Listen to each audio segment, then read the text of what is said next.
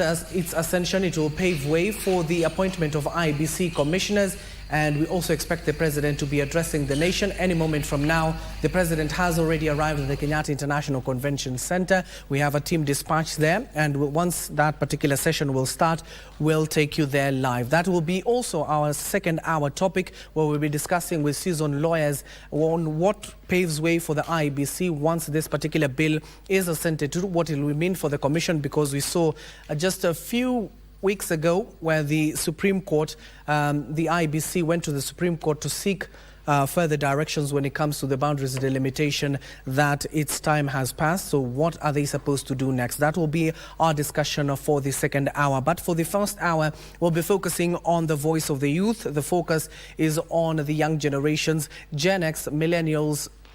As long as you're Kenyans studying here or working in this particular country and you fall in that particular bracket, we're focusing on that particular discussion, given that that has been the mood set in the country for the last 3 weeks or so. We have student leaders here in studio, also youth representatives from various corners in the country. We'll be speaking to them following, of course, what the president did when it came to the austerity measures effected by the state following the cries by the Gen Zs. We have seen protests for the last 3 weeks that has seen dozens dead, and some have been injured, hundreds of them, with the Interior Cabinet Secretary Professor Kithure Kindiki confirming over 1,000 protesters have been arrested and released. Let me get to introduce my guests for this hour, because we need to talk before we hand it over to the Kenyatta International Convention Center, where the president is. We have Moses Ole Kachike, a youth representative on minorities and marginalized communities. Moses, karibu sana. Thank you.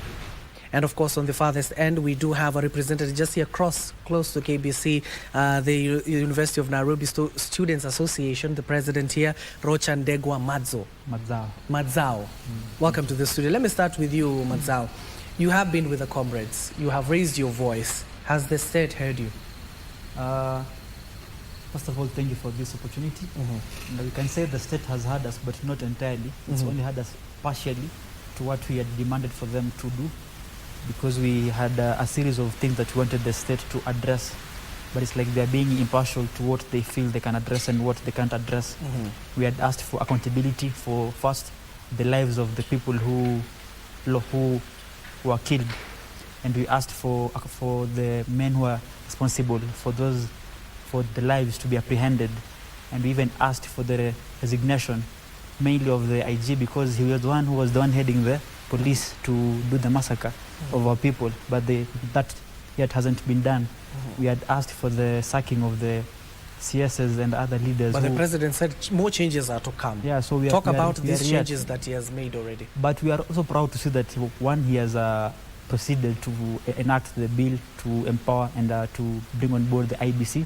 I think that's a good step, and we are yet to see what else he will do as the president, as per what we had demanded of him. So I'm sure the future is luminous.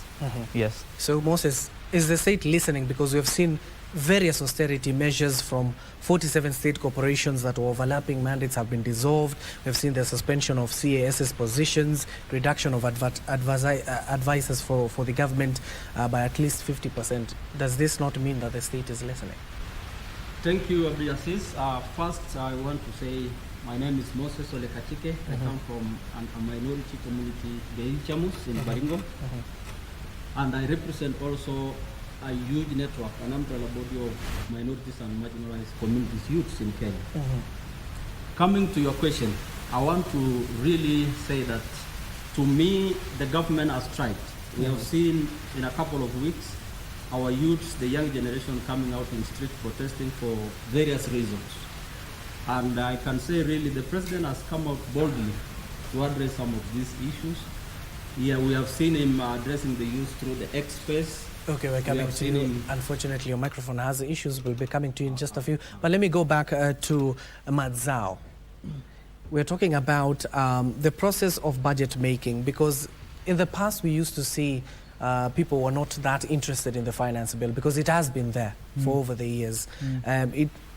Following when it was withdrawn from this financial year, we're talking about the instances where we have never seen involvement of the youth when it comes to budget making processes, the finance bill 2024, because we had the Finance Committee had a session with members of the society, but we did not see a representation, especially from the University of Nairobi, especially students coming to that particular session. So in future, should that be incorporated so that the voices of the youth can be heard in the budget-making process? Thank you for the question, my brother Hakim. And if you're to be very honest, with the public participation, it was not as genuine as we say it was. Personally, I had to visit my county in Kwale, in Zombo, and I asked the people there if they did the public participation, and I was mesmerized by the answers, because they said that when they went to the place for checking for the public participation, they found that the document had already been signed, and people were shipped from other places to come and perform their duty on behalf of the citizens there. So it's like already the government had already set their minds that we're going to pass this bill by all means, or this the finance bill, and we'll only lure and we'll use these people because they won't be keen enough. And for a long time, I'd say the government has been aware that most youths haven't been really active in politics, and it's true. But I think a time came when we saw the light. That's when things were getting hotter and hotter. We saw the government imposing on us various taxation which didn't even make sense. It came at a time when we were really struggling as a nation, as youths, as our parents were on their knees, and it came the time that now we had to awake. And I'm really surprised when you say that this is a conversation of the Gen Zs and the millennials. It's a national crisis. It's not just the Gen Zs. It's us, the Gen Zs, who are like the foot soldiers, literally. But this is a national issue. So let's not say it's a matter of the Gen Zs or the millennials. It is an issue of the Kenyans. But those who are at the forefront are the Gen Zs and the millennials. So once we change that narrative, I'm sure we'll be headed at the right direction. But if we'll keep on saying this matter is being addressed by the Gen Zs, then the government will use that narrative to divide us. And by the end of the day, we won't attain what we want to achieve as a country. Because the country is not a Gen Z country, it's a Kenyan country. Yes. Moses, you can go back to the initial point, the question that I had asked. You can also voice the sentiments of our abled president here from the University of Nairobi.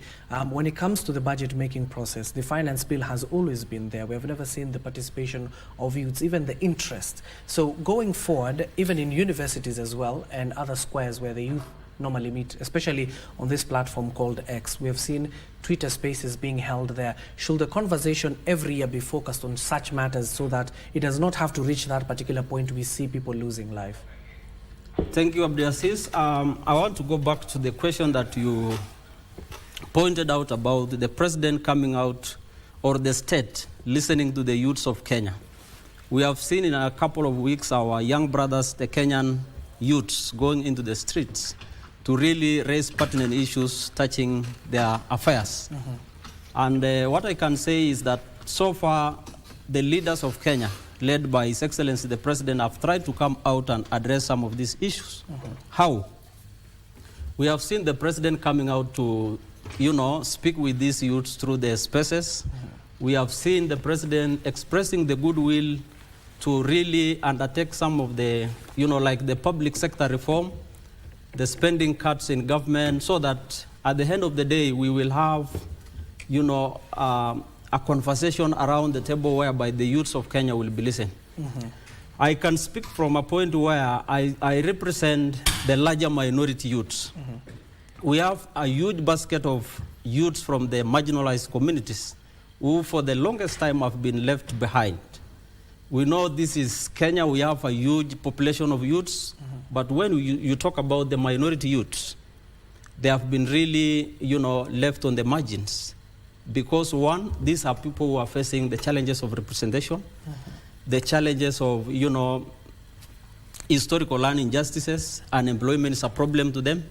And so I want to laud the President, His Excellency the President, because he has really tried to come out to plead to the young people that let us come to the reasoning table.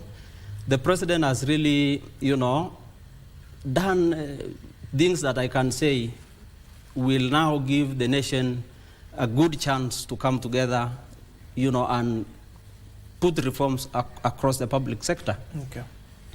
Coming to your question about the budget-making process and the need to involve the leaders, my brother has really pointed out that it is high time for the youths of Kenya to be onboarded on some of these processes, for them to be involved. Okay.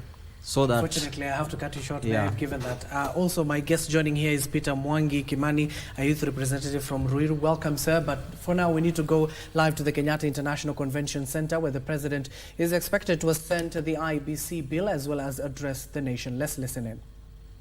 Houses of Parliament, the former Prime Minister, the former Vice President, all leaders present, distinguished ladies and gentlemen. The state ceremony is convened pursuant to Article 115 of the Constitution, the assent of the Independent Electoral and Boundaries Commission Amendment Bill, National Assembly Bill number 10 of 2024. Was considered and passed by both houses of Parliament, with the Senate granting its seal of approval on 17th June 2024, followed by the National Assembly on 20th June 2024. The bill is a roadmap for kick-starting the process of recruitment of the chairperson and members of the Independent Electoral and Boundaries Commission. Additionally, the bill expands the criteria for eligibility to serve as members of the Commission by adding expertise in accounting or information and communication technology to the existing professional qualification, which include electoral affairs, management, finance, governance, public administration, and law. Your Excellency, with both houses of Parliament, discharge their lawmaking mandate. Your Excellency, as the head of state and